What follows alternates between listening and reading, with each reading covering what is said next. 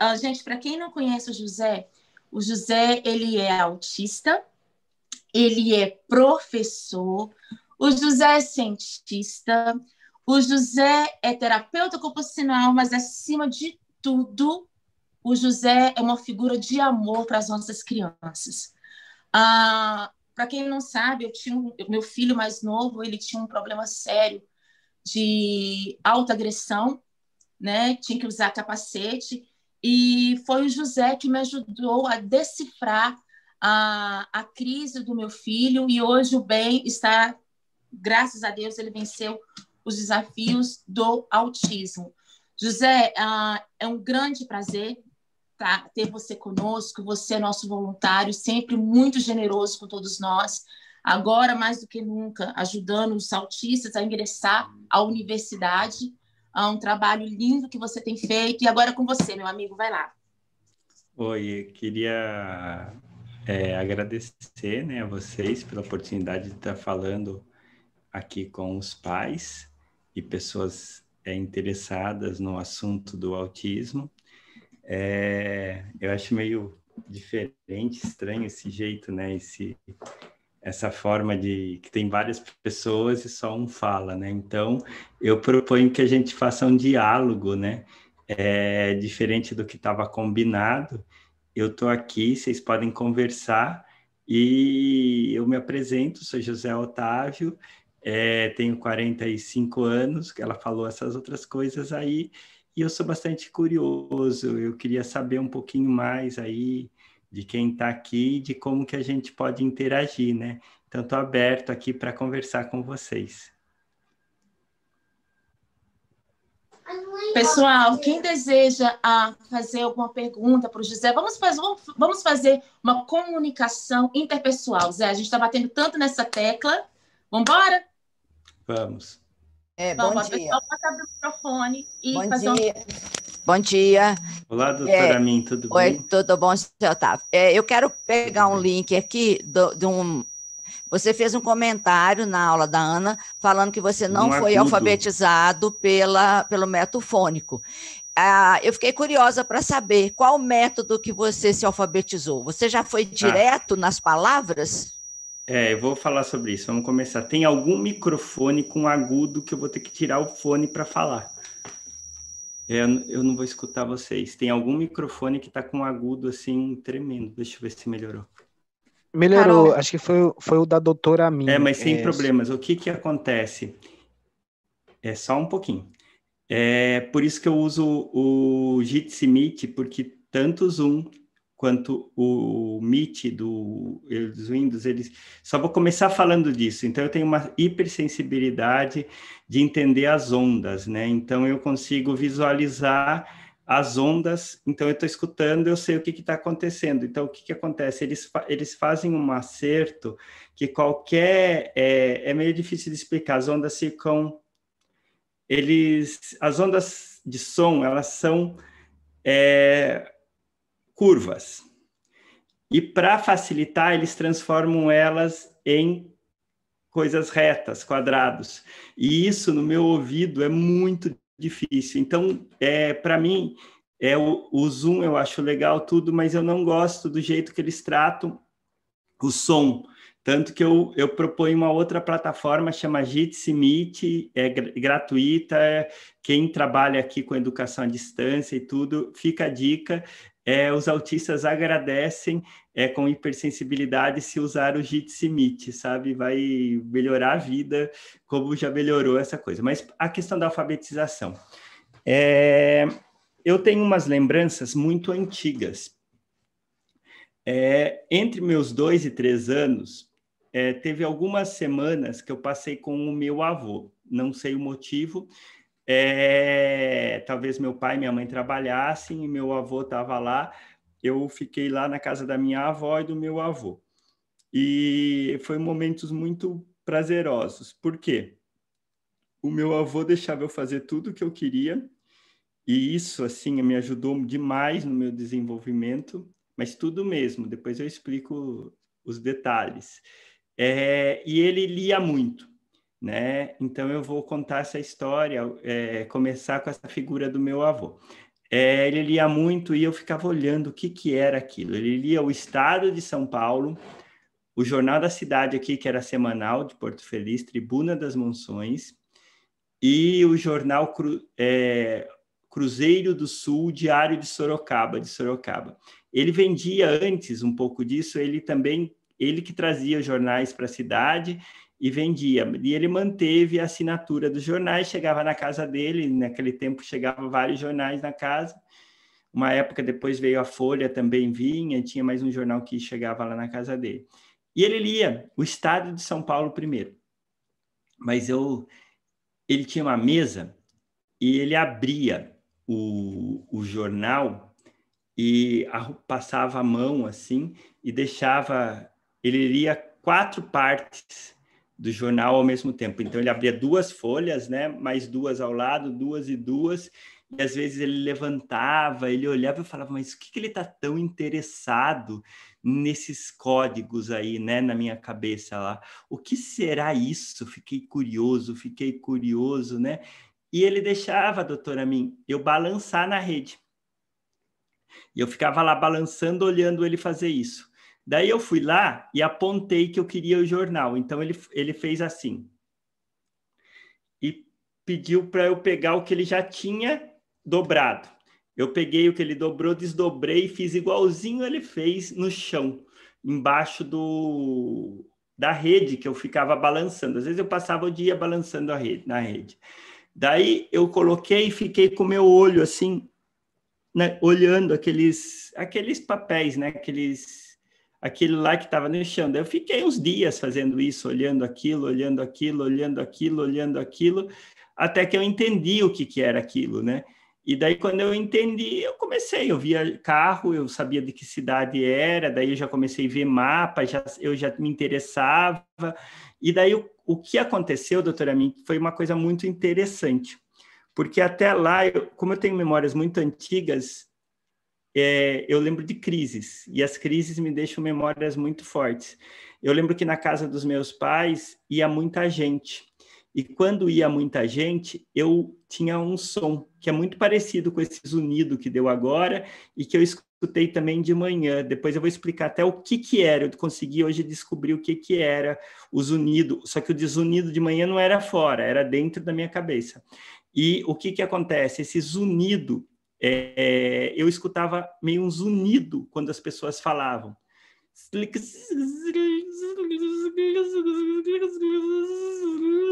E não entendia nada, não decodificava, e eu sabia que as pessoas falavam.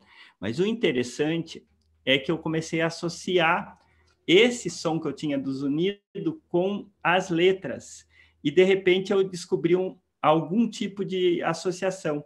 Então, eu passei a ler, né? Ele tinha vários livros, eu comecei eu ia lá, pegava uns livros, pegava livro aqui em casa, até que quando eu tive 5 anos, 4 para 5 anos, eu convenci minha mãe a comprar aquela enciclopédia Barça, com os livros do ano lá, e eu li a enciclopédia inteira na época, fiquei com atenção nisso, né? E o que aconteceu? A leitura que me fez falar e pensar, e não foi a fala que me fez ler. E isso me dificulta tanto, Ana Philips, que eu demorei muito a aprender inglês, agora eu estou com o desafio de aprender outras línguas também, e o método, eu ainda não aprendi, Cristiano, o método fônico. Então, mas eu não desisto. Por exemplo, eu nunca aprendi a ler detalhado, igual pegar um livro, né? Vamos pegar um livro aqui, vou pegar um livro de literatura. Se eu pegar um livro de literatura, por exemplo, esse de José Saramago, o jeito que eu lia, doutora, não era legal. E ele causava um certo estresse em mim, porque eu lia assim, ó. Eu vou até pegar o livro aqui, ó, e vou olhar aqui. Eu li essa página. Mas isso não é ler. Isso é gravar e deixar processando, igual eu fazia com o jornal.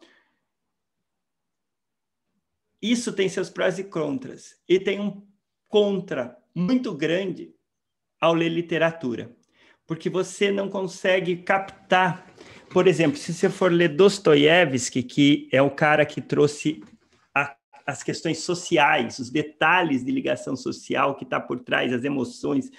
Eu fui ler, não dá para ler Dostoiévski desse jeito. Até José Saramago dá para ler, mas Machado de Assis eu li, mas eu perdi muito. Então eu estou reaprendendo, como se eu fosse alfabetizado de novo, a ler desse jeito. Até quando eu lia alto, então vou pegar aqui uma parte e vou ler para vocês. Antes eu lia assim: nem tudo foram sustos nas salas do cinema onde o garoto de calções e cabelos cortados, a escovinha podia entrar. Havia também, não tem emoção.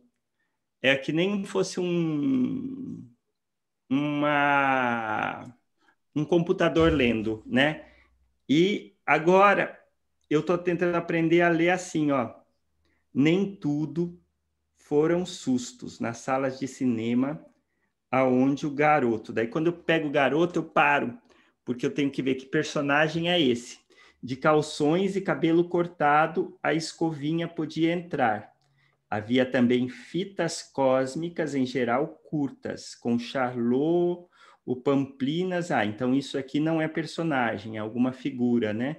De o Bucha e o Estica, de cinema, então deviam ser velhos atores. Estou pensando aqui na minha cabeça. Mas os atores de quem eu mais gostava eram o Pat e o Patachon, que hoje parece terem caído em absoluto esquecimento. Ninguém escreve sobre eles e os filmes não aparecem na televisão. Vi-os, sobretudo, no cinema animatógrafo, na Rua do Arco, da Bandeira. Então, o que eu fiz? Eu estou aprendendo e estou lendo muito pouco, sabe? Muito menos que eu queria. Antes eu lia vários livros e tinha uma facilidade para ler. Eu ainda não acabei meu primeiro livro nesse novo método que eu estou aprendendo. E um dia eu quero chegar, Ana, a aprender a soletrar, porque eu não sei soletrar. Então, uma palavra, já me meti em muita confusão em aeroporto, em hotel, quando eu ainda não sabia e viajava sozinho, porque as pessoas não levam a sério uma pessoa que parece que sabe ler e escrever e não sabe soletrar, né? O cara fala Cliff, soletra, a rua chama Rua Madalena Tagliaferro, por exemplo, se fosse isso, o nome de conservatório, né? Então, eu soletre isso para mim. Eu soletro, mas eu tenho que parar. Lembrar da imagem das letras, associar, escrever e fazer M. Já fugiu. A, D, e parece uma pessoa com atraso, né? No desenvolvimento, ou se fosse uma professora, se eu fosse fazer uma avaliação, alguém fosse me avaliar, e isso fosse avaliação, iam achar que eu tenho uma certa deficiência mental, um déficit, né? Então, a leitura eu aprendi num método diferente, um método até que eu percebi, é um método meio que o código, a parte visual, a parte matemática, e usei isso para aprender a ler. E agora eu estou tentando reaprender a ler devagar. E isso, tá vendo que eu estou começando a querer aprender chinês, que é uma das minhas metas, e eu vou ter que aprender, não tem jeito, eu vou ter que aprender pelo método fônico, né? Porque o chinês usa o método fônico, né? O português, e para o inglês não funciona muito, o inglês, na verdade, ele é uma língua fônica, se você for pensar, e não tem a parte escrita fônica, né? Então, você tem que saber algumas regras, né? Regras que são tácitas. Mas no chinês, a gente tem que aprender a soltar a boca para falar as coisas, senão a pessoa não entende o que você está falando. Então, eu estou tendo que... Porque o que acontece? Eu não olhava no rosto e não tinha muita percepção. Então, eu aprendi a ler antes de falar. O falar fez eu decodificar. E o que aconteceu mais estranho de tudo isso foram que começaram a aparecer memórias que podem ser reais ou não, de coisas que aconteceram antes com a parte escrita. Então, eu comecei a ter uma memória escrita do que as pessoas falaram. Então, eu lembrei de uma conversa que eu não devia ter escutado quando eu tinha 1 ano e pouquinho. Então, o que acontece? Estou falando muito alto. Então, estou falando muito alto. Percebo quando minha mãe fecha a porta aqui, eu percebo que eu falo alto, porque quando eu ponho esse microfone, eu não escuto o meu retorno. Por que eu não estou escutando o meu retorno? Era para escutar o retorno. Alguma coisa. Porque o Zoom não faz isso, não dá o retorno. O Zoom é totalmente burro, mas as pessoas não percebem. Pago milhões, né, para um sistema que está faltando um monte de coisa. Mas eu não entendo. Eu acho que a gente não é parâmetro para desenvolvimento de produto, né? Então, os produtos são desenvolvidos para as pessoas que têm um padrão. Então, o que acontece? Voltando aqui, acho que agora está melhor. Eu aprendi a ler de uma forma muito estranha e errônea, num certo ponto. E o que isso aconteceu? Isso fez meu desenvolvimento escolar ficar todo conturbado, porque eu não podia frequentar a primeira série, porque eu já sabia algumas coisas, mas não sabia as outras. Aquelas coisas básicas eu nunca aprendi, hoje me fazem falta. O que mais de leitura? Eu sempre fui muito curioso, daí eu comecei a falar as primeiras coisas para minha mãe, que era placa de carro, nome de cidade, e letras que estavam lá. Então, foi isso que eu falei, porque eu não conseguia. Outra coisa, existe uma linguagem dentro da cabeça da gente, que existe no Joãozinho, que é muito complexa e completa. Só que ele não consegue efetuar essa linguagem, sair de dentro da cabeça dele e ele passar. Esse tipo de linguagem de dentro da cabeça ficou mais ou menos até os meus... Vamos pensar, até o BBS, mas na verdade até o ICQ. Em 97 eu tinha meus 21 anos. Até os meus 21 anos ela ficou dentro da cabeça. Porque às vezes eu escrevia uma redação, não sei o quê. E quando eu escrevia com essa linguagem de dentro da cabeça, as pessoas avaliavam positivamente. Por exemplo, quando eu fui fazer a redação, às vezes eu usava essa linguagem de dentro da cabeça, eu tirava nota muito maior do que os outros alunos que não usavam isso, né? Mas ninguém explica para as pessoas que isso daí é que eu conseguia tirar um pensamento puro de dentro da cabeça e colocar no papel. Isso daí impressionava a banca que ia ler. E não é nem melhor nem pior, né? Eu também não fui, né, um escritor, alguma coisa assim, nessa época, apesar de querer escrever e ainda quero. Mas o que me salvou foi as formas de comunicação por mensagem. Foi o ICQ, depois o MSN, antes tinha um outro, que entrava todo mundo, vários outros. Não era Orkut, eu não lembro, mas eram os comunicadores, depois o Reddit, várias outras formas digitais que me facilitaram a comunicação assim sobremaneira, né?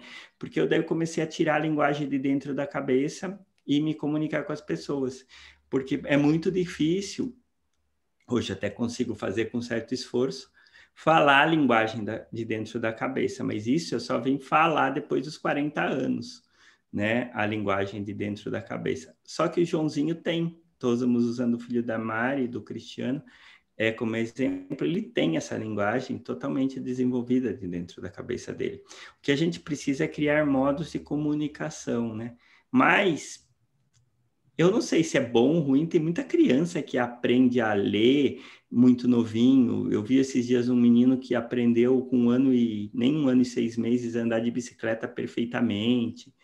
Daí você vê o Mozart aprendeu a tocar as melhores músicas com 4, 5 anos. Mas isso, o que é? Eu acho que as redes neurais elas já são meio preparadas e algumas pessoas conseguem acessar, né, isso e conseguem fazer o que as pessoas chamam de dons, né? Isso é bom, mas fica um monte de espaços não desenvolvidos, né? Por exemplo, eu sempre tive uma certa seletividade alimentar num certo tempo que me foi resolvida e depois pulou direto da seletividade para bulimia, anorexia. Quando eu comecei a trabalhar jogar tênis, que trabalhou com a minha lateralidade. A lateralidade, né, no neurodesenvolvimento está muito ligada com essa parte, né, do olfativa, gustativa. Então, se seu filho tem problema de seletividade, não adianta fazer comida ou qualquer outra coisa, você já deve ter tentado de tudo.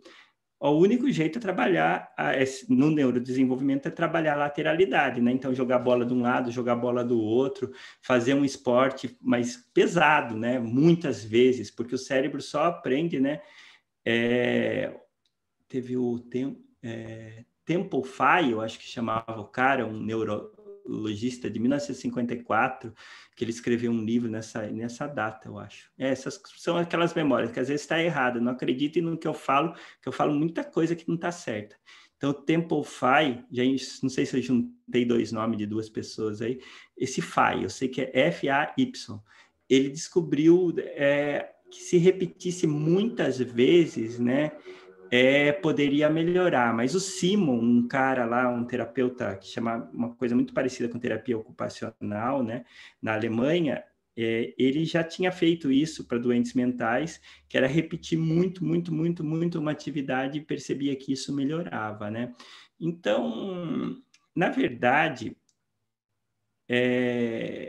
eu tenho essas memórias, tenho as memórias dos sons, tenho as memórias das minhas crises com 7 meses, 8 meses, 9 meses, 1 ano e pouco, sempre ligado a pessoas falando muito, ligado a sons, né? E às vezes algum tipo de imagem em movimento.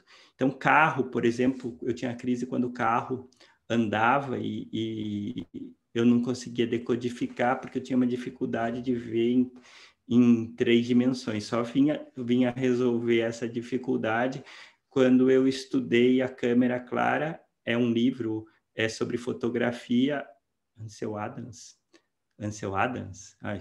Não sei, deve ser Ansel Adams.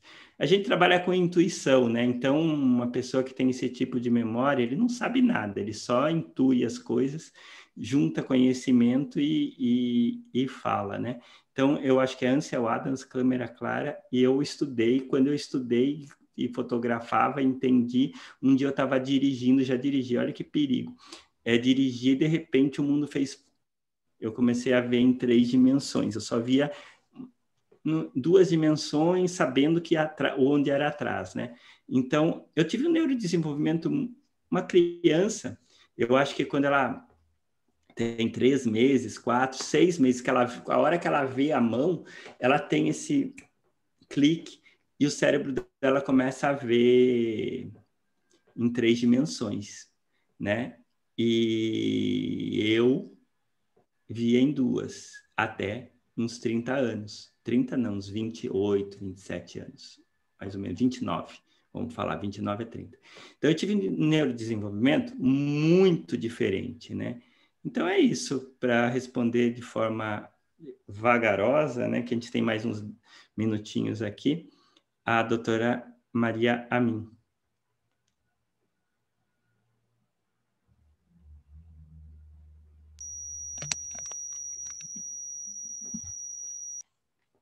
Pode falar, eu pus o...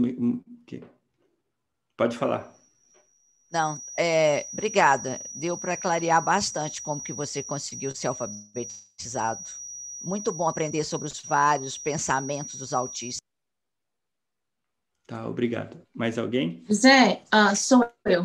Eu queria que você falou que você tem muitas memórias de pessoas que falavam muito. Eu lembro que em uma das nossas conversas você falou comigo que tinha uma prima que ela falava muito e ela ficou, a fala dela ficou na sua memória.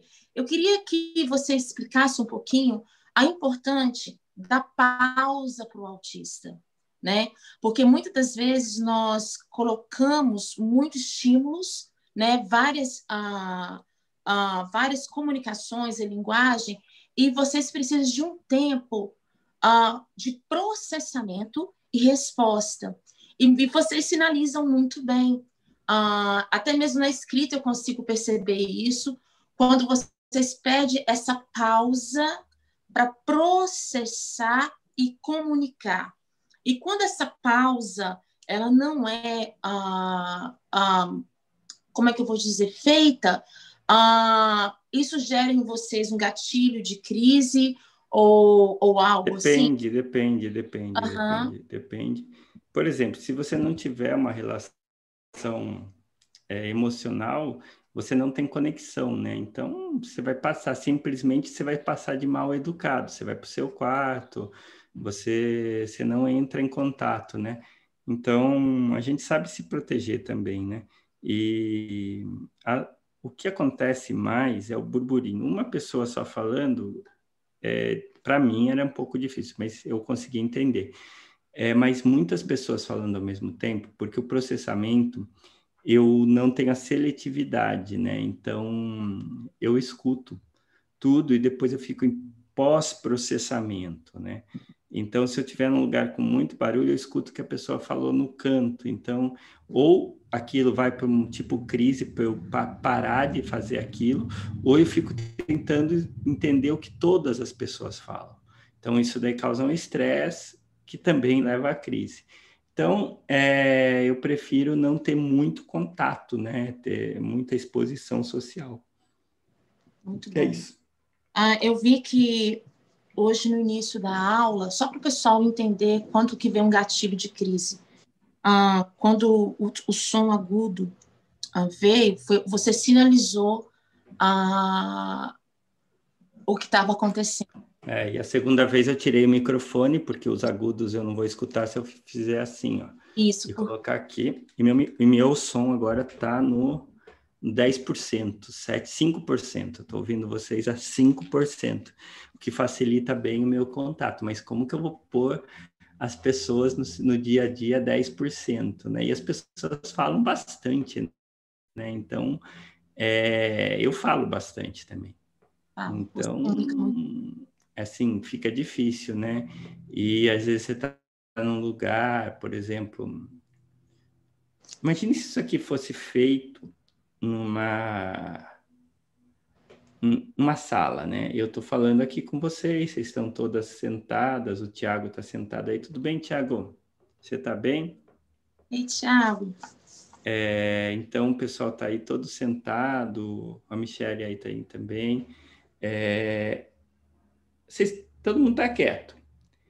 Mas uns tomaram café, outros acordaram mais tarde, daí tomou só um cafezinho preto, outros café com leite, mas a maioria não comeu muito hoje no café da manhã, né? Estava ansioso. E acabou. Acabou a palestra da Ana, agora acabou a minha. E vocês prepararam lá um café, um suco, um monte de coisa. Só que vocês ficaram sem falar, sem conversar durante 2 horas. O que é automático? Que a gente converse muito. Daí todo mundo vai conversar. Daí aquele vai ficar um som em cima das pessoas, né? Porque aquela fala vai ficar um enovelamento de falas. Aquilo, para mim, é muito, muito, muito, muito difícil. É meio que impossível eu ficar. Então, nas últimas vezes que eu tive essa experiência e não entendia muito ainda, mesmo sabendo que era autista, eu ia, mas não sabia que isso que era gatilho. Eu fui no Sebrae fazer um curso e foi assim, o curso era no 12º ano, não era 7º andar. Eu desci para o 2º andar e ainda escutava o pessoal falando. Para você ter ideia. Eu desci para o 2º andar e ainda vinha o som do 7º andar. É uma coisa, porque tem aquela escada grande, né? E de tanto que as pessoas falavam. Então, é um negócio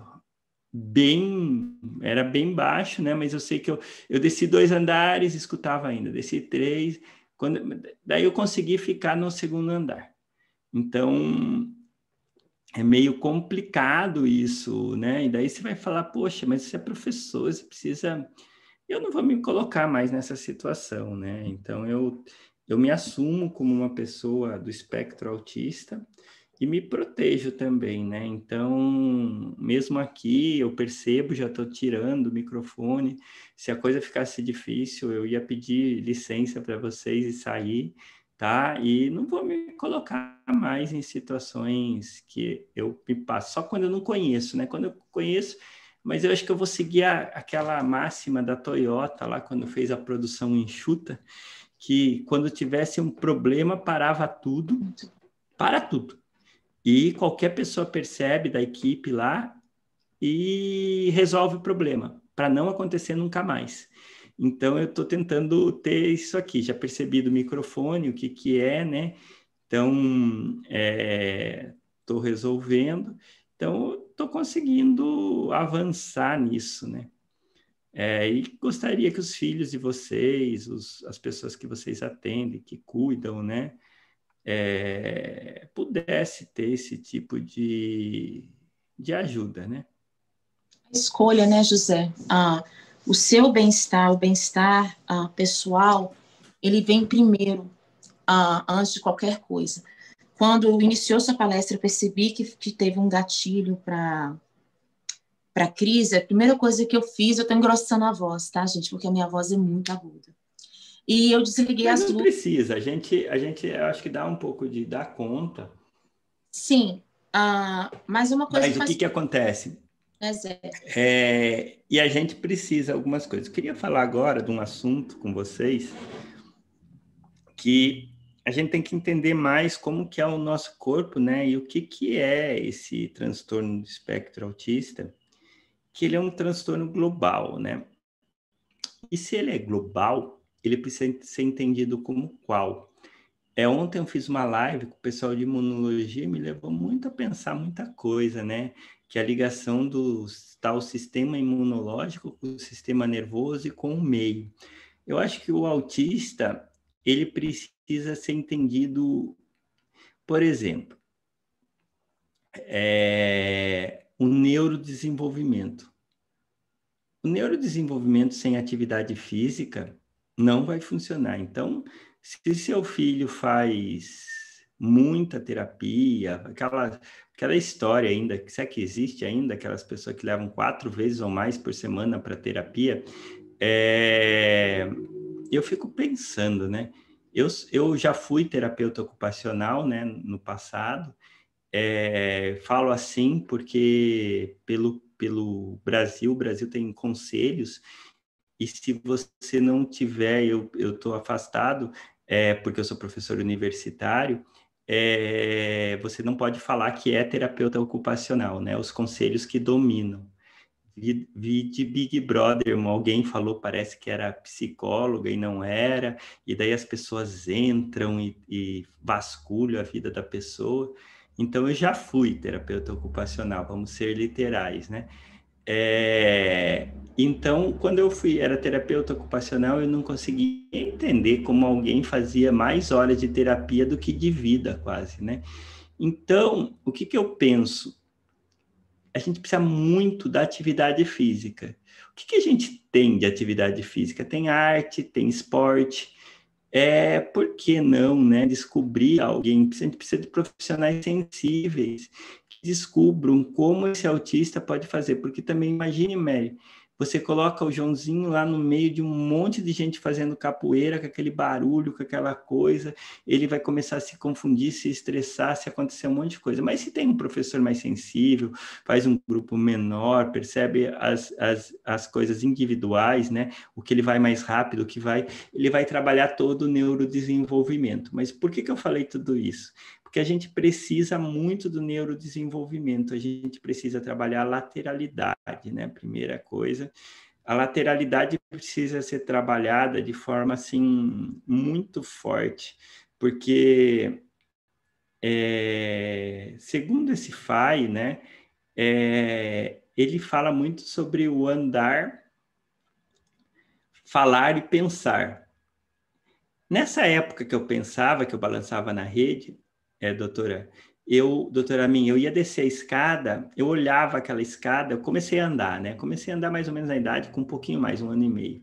E mais ou menos nessa idade, um pouquinho por aí, comecei a andar, mas eu olhava a escada para mim aquele era igual a gente olhar um lugar que tem 2.000 metros, assim, eu olhava aquilo e não conseguia dar um passo no degrau. Mas você deu um passo no degrau rápido, José Otávio? Acho que eu fui dar meu primeiro com 5 anos, 4, 5 anos. Então, eu demorei muito, descia tudo de bumbum, né? Descia e mudei para uma casa de escada, então fui muito colocado nisso e mesmo assim eu não conseguia andar, descer. Porque aquela programação de desenvolvimento era muito, do andar era muito difícil, mas eu já pensava. O pensar veio antes, então o autista ele meio que troca, né? Pensa, anda e fala. O andar é muito importante. Então, no andar está toda a lateralidade, está tudo. E a gente não vai falar se a gente não desenvolver o motor, né? O motor é muito, muito, muito, muito importante para a gente e de trabalhar isso, né? Lembrando uma outra história do meu avô, ele me colocou lá com 6 anos, num timinho, 7 anos, 6 anos, num time de meninos maiores, de 8, 9 anos, né? E só tinha eu, meu primo e um menino lá da minha idade, um pouquinho mais velho, que chamava Murilo.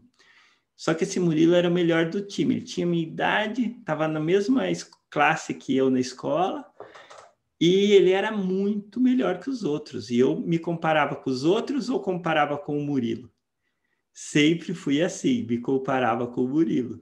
E o Murilo conseguia marcar gol, o Murilo conseguia cruzar, correr, fazer todas as atividades.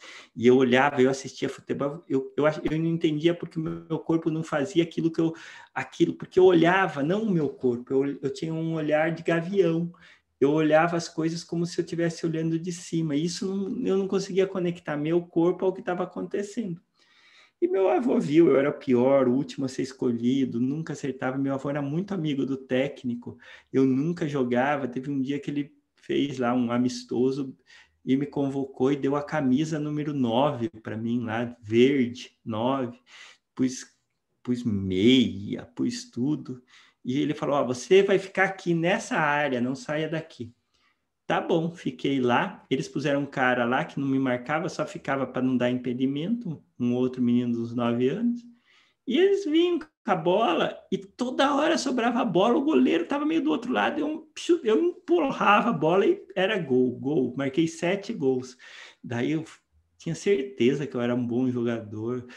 Nunca consegui entender, porque nunca fui um jogador como aquele dia e nunca mais consegui jogar. Daí um dia, estava em uma outra cidade, encontrei um moço lá que era desse time e falou, José Otávio, lembro de você, seu avô era legal com você, hein? Seu avô combinou com todos nós, explicou direitinho, técnico, e ele foi tão legal para você marcar os gols, seu avô era demais. Meu castelo ruiu, né? Mas eu adorei, com carinho, mas acabou todas as esperanças de um dia voltar a jogar como aquele dia, né? Então, aquele dia foi um sonho que meu avô me colocou, né? De eu poder jogar igual os outros meninos. O Murilo, por exemplo, ele continuou com carreira, o futebol foi a vida dele, ele foi para a seleção sub-20, o Brasil foi campeão mundial sub-20, com o Murilo sendo camisa 10, né? Depois ele foi para o Internacional, jogou no Portugal, voltou e fez carreira em vários times, tendo finalizado sua carreira sem uma projeção tão grande, mas no Oriente Petroleiro da Bolívia, onde ele mora até hoje, né? Com bastante sucesso a carreira de futebol dele, mas eu me comparava exatamente com isso, é uma coisa em mente, né? E a gente, de repente, não entende por que se espelha no menino desse e não consegue ter o desenvolvimento. Daí você fica meio retraído, né? Só que você não fala para ninguém. E é importante que as pessoas percebam. E percebam as habilidades, né, das crianças. Então, por exemplo, o Cristiano e a Mary descobrem que o Joãozinho, meu tempo já está indo, tem a habilidade do atletismo. E daí o atletismo vai ajudar demais, vai trabalhar a lateralidade, de repente o Joãozinho vai ser ótimo para fazer os 100 metros, os 200 metros, vai ser um corredor de velocidade. E aí vai se trabalhar isso. Ah, mas ele anda estranho, não sei o quê. Não, mas ele precisa ser treinado, repetir, porque a gente demora mais para instanciar alguma coisa ligada com o cerebelo. É como se as redes fossem mais... A gente tivesse mais redes neurais e elas precisassem ser mais repetições. Então, a gente precisa, às vezes, repetir muito mais que as outras crianças algumas coisas para aprender. E é isso, né? Então, a pessoa está escrevendo aqui sobre... Concordo com José, a Silmara, né? Minha pequena faz terapias, mas tem o seu tempo para brincar, ser criança, descansar.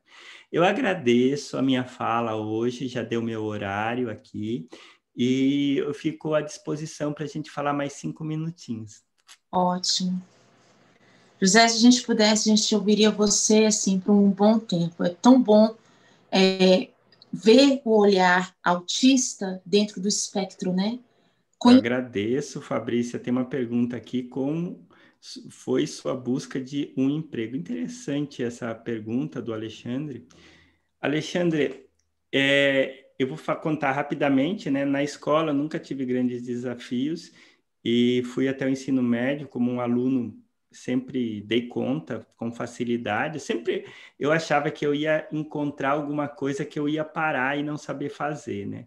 Então, quando eu estava no primeiro ano do ensino médio, eu estudei por conta e prestei o vestibular da USP, onde eu fui aprovado em Matemática e Ciências da Terra. Eu devia ter, 16 anos, 15 anos. E eu fui aprovado, mas não pude cursar. Daí eu fiquei muito deprimido mesmo, muito desanimado com a escola. Eu não achei justo eu não ter ido para a universidade. Daí eu larguei mão do ensino médio e só ia. E sentava na última cadeira e lia livros, né? E daí foi assim até o final. E daí eu, no primeiro ano, tive crise.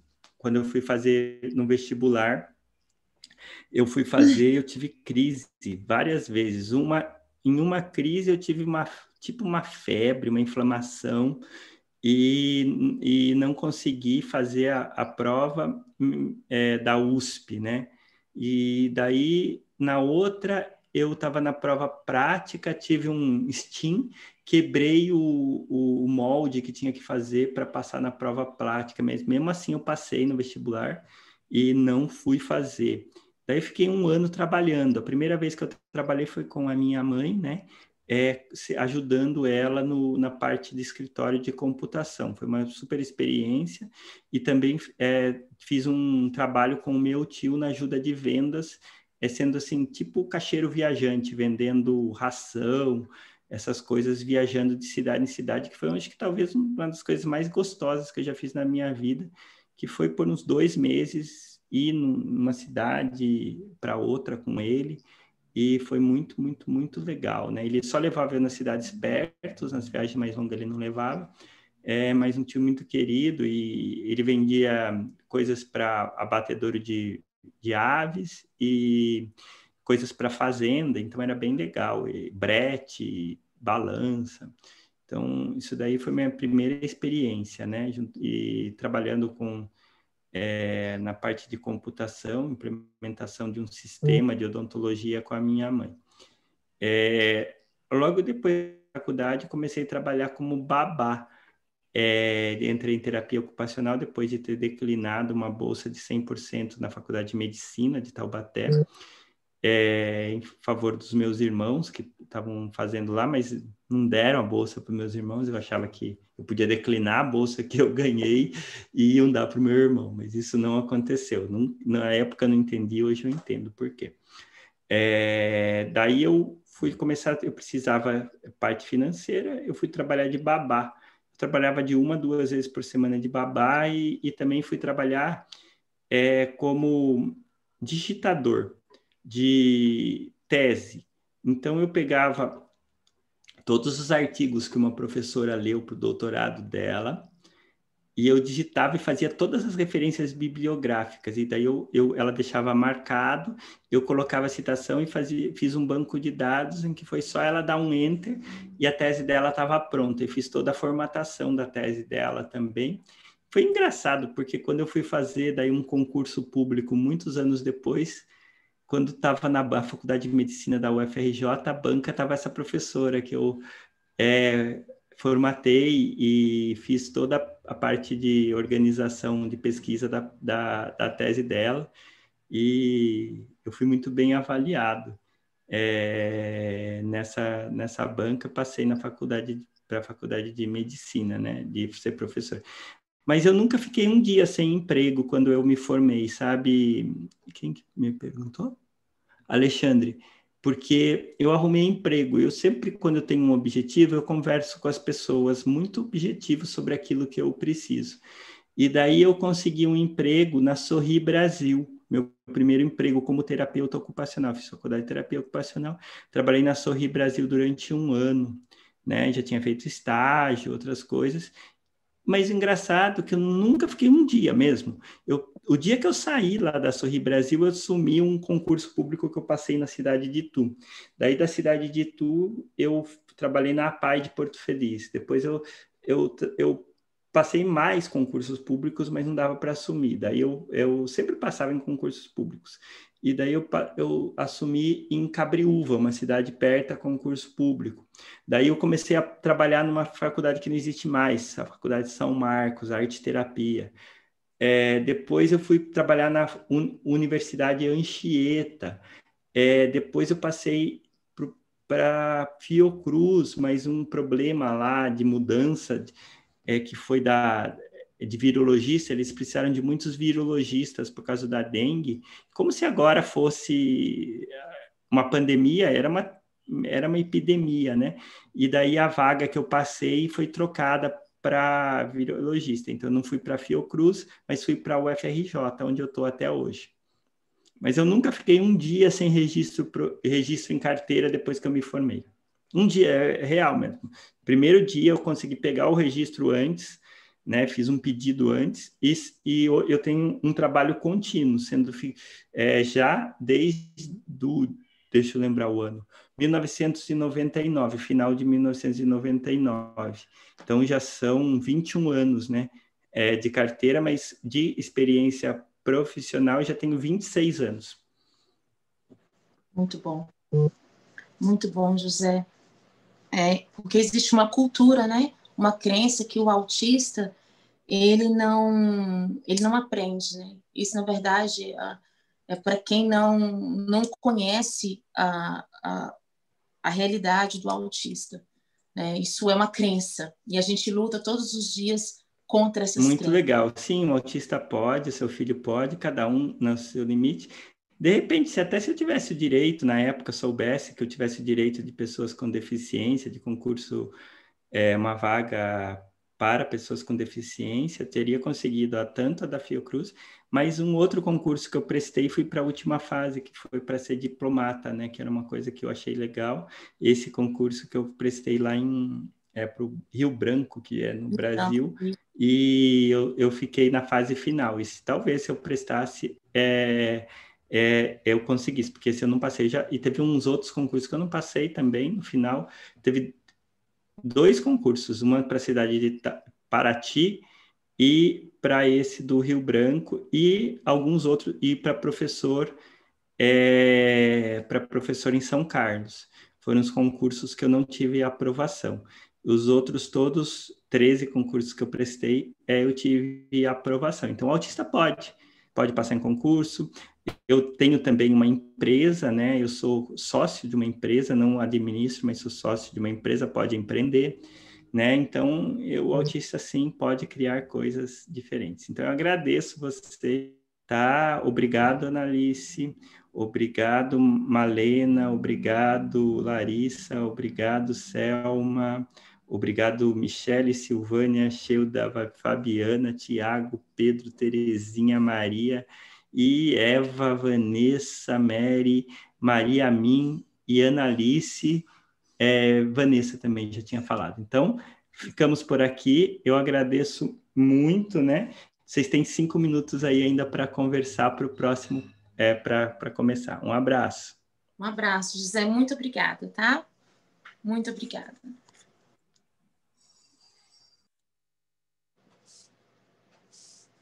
Larissa.